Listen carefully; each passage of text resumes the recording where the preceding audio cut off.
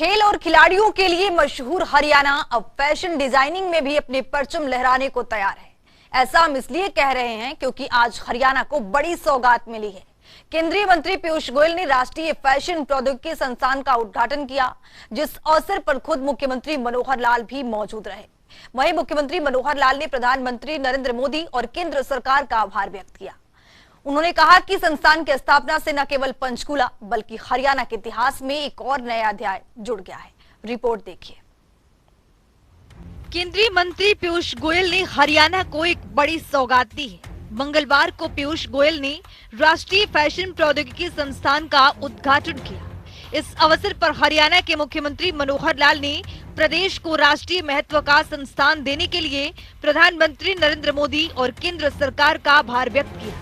उन्होंने कहा कि पंचकूला में राष्ट्रीय फैशन प्रौद्योगिकी संस्थान की स्थापना से न केवल पंचकूला बल्कि हरियाणा के इतिहास में एक और नया अध्याय जुड़ गया है। देश का ये 17वां कैंपस होगा और इसका विकास विश्व स्तर के निफ्ट कैंपस के रूप में किया जाएगा। इस संस्थान की आधारशिला 29 दिसंबर 2016 को तत्कालीन केंद्रीय कपड़ा मंत्री स्मृति ईरानी द्वारा रखी गई थी। इस संस्थान की स्थापना केंद्रीय कपड़ा मंत्रालय और निफ्ट दिल्ली के सहयोग से की गई है। 10.45 एकड़ भूमि पर स्थापित ये परियोजना 133.16 करोड़ रुपए की लागत से पूरी की गई है। आज का दिन एक नई चीज जिसको मैं कह सकता हूं कि चाहे वो युवाओं के जीवन में उनका दिशा बदलने का काम एक नए आयाम के साथ एक इंडस्ट्री को भी एक अच्छा आयाम टेक्सटाइल में ये जो निफ्ट का एक प्रकल्प जिसकी शुरुआत आपसे पहले जो कपड़ा मंत्री उस समय थी 2016 में मैडम स्मृति ईरानी जी, उस समय हमने इसका शिलान्यास किया था और आज ये बनकर तैयार हुआ है। आपके हाथों से इसका उद्घाटन हुआ है। आपको मैं बहुत बहुत धन्यवाद करता हूँ। आपको सभी विद्यार्थियों को शुभकामनाएं, हार्दिक बधाई देता हूँ। साथ ही अपने देश के प्रधानमंत्री श्री नरेंद्र मोदी जी का भी मैं आभारी हूँ, क्योंकि आत्मनिर्भर भारत के अंतर्गत जो विभिन्न प्रकार के आयाम हैं वो सभी प्रांतों में अलग अलग प्रकार से उनका क्रियान्वयन हो रहा है। तो उस ऐसे केंद्र निफ्ट जैसे केंद्र को उन्होंने हरियाणा में दिया है, इसके लिए उनका भी मैं आभार प्रकट करता हूँ। भाई बहनों, ये निफ्ट का 17वां केंद्र है देश में। लगभग 35 साल से निफ्ट ये खुलने शुरू हुए और 17वें केंद्र के रूप में जो आज हमको बताया गया कि वहाँ के बाकी जगह तो देखा नहीं, लेकिन जिस प्रकार का ये भवन है ये सभी निफ्ट के केंद्रों में सर्वोत्तम भवन ऐसा बताया जा रहा है। तो इस नाते से विश्व स्तरीय इस निफ्ट कैंपस के रूप में इसका विकास है। अब इसका जो योजना है, इसकी जो पॉलिसी है, उसमें पहले चरण में जितना इंफ्रास्ट्रक्चर है, चाहे जमीन है, चाहे पैसा लगता है, वो सब प्रदेश सरकार की ओर से दिया जाता है। तो मैं मंत्री जी को कहूँगा कि हमने पहला चरण तो पूरा कर दिया है। कुछ दूसरे चरण की डिमांड जैसे पहले रखी गई हैं उसमें ज़रूर आप हमारा सहयोग करें, हम भी यथायोग्य सहयोग करेंगे और दूसरे चरण की जितना भी इंफ्रास्ट्रक्चर बढ़ाना होगा उसको बढ़ाने के लिए हम तैयार हैं। पहले चरण में 10.5 एकड़ जमीन इसके ऊपर ये इंफ्रास्ट्रक्चर बना है। 133 करोड़ रुपए इस पर लागत आई है। मुख्यमंत्री ने कहा कि संस्थान में दूसरे चरण में जो भी काम होंगे उन्हें पूरा किया जाएगा। उन्होंने केंद्रीय मंत्री से भी इसमें सहयोग की अपील की। मुख्यमंत्री ने कहा कि अगर केंद्रीय मंत्री सहमत हों तो 50-50 रेशो के आधार पर इसे पूरा किया जाएगा। दूसरे चरण में हॉस्टल, थिएटर और ऑडिटोरियम बनाने की योजना है। सीएम ने ये भी कहा कि निफ्ट की नीति के अनुसार इस संस्थान में 20% सीटें हरियाणा निवासियों के लिए आरक्षित होंगी। इस संस्थान में fashion design, textile design, apparel production के क्षेत्रों में 4 वर्षीय डिग्री कोर्स और फैशन टेक्नोलॉजी, डिजाइन और फैशन मैनेजमेंट में 2 वर्षीय मास्टर डिग्री कोर्स होंगे। इसके अलावा 1 साल और 6 महीने की अवधि के सर्टिफिकेट प्रोग्राम भी होंगे। हालांकि राजकीय बहुतकनीकी संस्थान पंचकूला में निफ्ट के अस्थायी परिसर में लघु अवधि के पाठ्यक्रम शैक्षणिक सत्र 2019-20 शुरू कर दिए गए थे। वर्तमान में कुल 259 छात्रों के साथ 3 यूजी और 2 पीजी पाठ्यक्रम संचालित है। इसके अलावा शैक्षणिक सत्र 2022-23 से एक और यूजी कोर्स शुरू किया जा रहा है। और जो दूसरा चरण है जिसके अंदर बताया गया हॉस्टल्स बनने हैं, एमपी थिएटर बनना है, और क्या तीसरी चीज ऑडिटोरियम बनना है, तो 122 करोड़ रुपए का यह खर्च थोड़ा संकेत कर दिया है मैंने कि थोड़ा सहयोग करिए। तो आप अगर चाहें तो हम आधा आधा करके बांट लेंगे और इस 122 करोड़ को मंजूर करता हूं, यानी 60 करोड़, 61 करोड़, 60-61 करोड़। तो इसको भी, क्योंकि यहाँ के जितने विद्यार्थी हैं, जो भी यहाँ के इस कला को सीखने वाले जितने हमारे छात्र छात्रा के रूप में आएंगे, उन सबको इन इंफ्रास्ट्रक्चर का बहुत लाभ होगा। अभी इसमें 4 वर्षीय डिग्री कोर्स है, 2 वर्षीय मास्टर डिग्री कोर्स है, कुल 5 डिज़ाइन पहले से चल रहे हैं। और मुझे खुशी है आपको बताते हुए कि योजना में इस बार एक नया वो भी डिज़ाइन और शुरू किया जा रहा है इस बार के एडमिशन्स में। अभी तक 259 छात्र पिछले सत्र तक के यहाँ जो पढ़ाई कर रहे थे, इस बार का एडमिशन जो शुरू हुआ है, मुझे बताया अपने डीजी साहब ने कि 200 नए छात्रों का एडमिशन भी इस बार हो रहा है। तो ऐसा लगभग ये 450 से ऊपर ये छात्र हो जाएंगे। एक बड़ा संस्थान इस रूप में ये आया है। और एक खुशी की बात ये है, एक कंसेशन जरूर हमको मिला हुआ है इसके बदले में कि 20% छात्र जो है हरियाणा के डोमिसाइल के होंगे इसमें, और 20 के अलावा जो बाकी बचेंगे as per reservation policy of other systems, उसमें भी 80% में भी अगर मेरिट पर हरियाणा आएगा तो आएगा ही ना, वो तो आएगा ही। यानी 80% के बाद 20% जो है वो सुनिश्चित है हरियाणा का। तो हो सकता है अगर अच्छे पढ़ाई लिखाई करके +2 के बाद आए तो 2-5% उसमें से भी हम झटक लेंगे, ऐसा मुझे लगता है।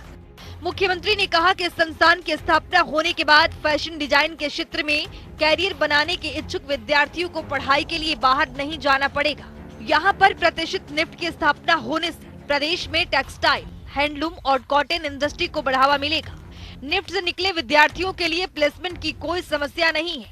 ऐसे प्रोफेशनल की राष्ट्रीय और अंतर्राष्ट्रीय कंपनियों में बड़ी मांग है। फैशन डिजाइन के जो इच्छुक विद्यार्थी हैं, उनको मैं जरूर ये बात कहना चाहूँगा कि फैशन डिज़ाइन ऐसी कोई अचानक चीज़ निकल करके आई, ऐसा नहीं है। इतिहास का एक ये बैकग्राउंड है कि हर काल में अलग अलग समय में लोगों ने अलग अलग पहनावे, अलग अलग डिज़ाइन, यानी हम देखते हैं राजा महाराजा की भी डिज़ाइन कपड़ों के कैसे होते थे। उस समय के सामान्य यानी जो लोग होते थे उनकी भी सांस्कृतिक पहचान एक बनी रहती थी कि इस प्रकार का कपड़ा उन्होंने पहनना है। यानी युग के साथ अपने आप ये बदलता रहता है, हम इसको नहीं लेकर के आते। कोई सामयिक ऐसी घटनाएं हो जाती हैं, सामयिक ऐसी बातें हो जाती हैं जिसमें से डिजाइन निकल आता है। मैं बहुत पहले अपने जीवन में कुछ कपड़े का काम करता था। उस समय एक कपड़ा हमने देखा कि पूरा कपड़ा थेगली ऐसी सील करके और वो पैच वर्क जैसे होता ना, ऐसे पैच क्लॉथ, ये हमने देखा। सारी कतरन ने जोड़ जोड़ के कपड़ा बनाया हुआ था। हमने पूछा ये क्या है, लेकिन ये भी एक डिजाइन है और बहुत विदेशों में बड़ा प्रचलित है कि उस पैच क्लॉथ के कपड़े लोग पहनते हैं। कैसे बना होगा ये पैच वर्क? ध्यान में आया कि हो सकता है कभी किसी को गिर गया हो चलते हुए, उसकी पैंट या पजामा फट गया हो, फटने के बाद उसके ऊपर पैच लगा दिया हो, बाद में लोग यही डिजाइन हो गया।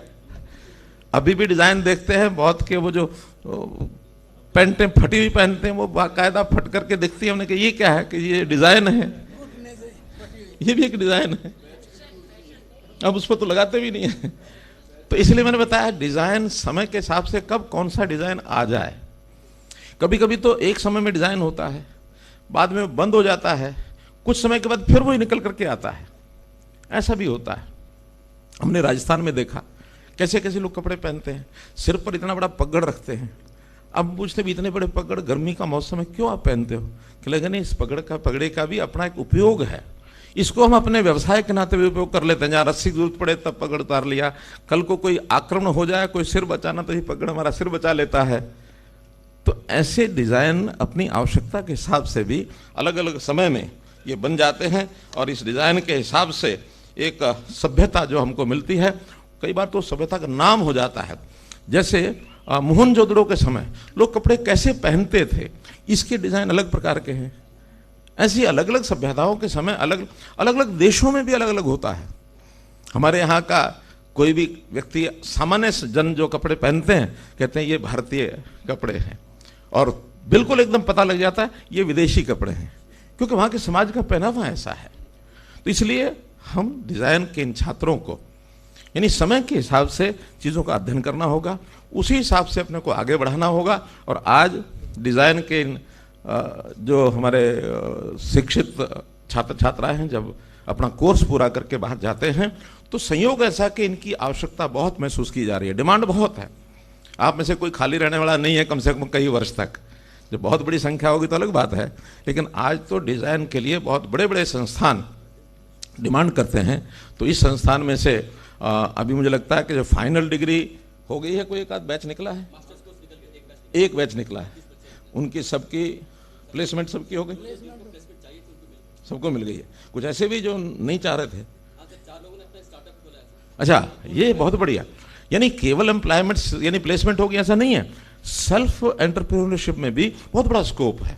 उनका ये विजन को कौशल के जरिए ही साकार हो सकता है। इसलिए हमने स्कूल से लेकर विश्वविद्यालय तक की शिक्षा को कौशल के साथ जोड़ा है। स्कूलों में, NSQF कॉलेजों में, पहल योजना विश्वविद्यालयों में, इंक्यूबेशन सेंटर और तकनीकी संस्थानों में उद्योगों की जरूरत के अनुसार प्रशिक्षण के लिए उद्योग के साथ MOU जैसे कारगर कदम उठाए गए हैं। मुख्यमंत्री ने कहा कि हमारा प्रयास है कि हमारे युवाओं को ऐसी शिक्षा मिले जो उन्हें रोजगार सक्षम बनाए, चरित्रवान बनाए और उनमें नैतिक गुणों का समावेश करे। इस मौके पर पीयूष गोयल ने कहा कि उन्हें विश्वास है कि निफ्ट का ये कैंपस लैंडमार्क कैंपस के रूप में उभरेगा। यहाँ से निकलने वाले प्रोफेशनल फैशन की दुनिया में अपना उल्लेखनीय योगदान देंगे।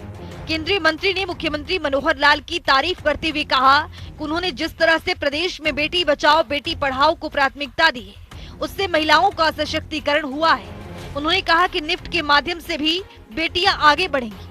उन्होंने भरोसा दिया संस्थान में दूसरे चरण का काम भी जल्द शुरू किया जाएगा।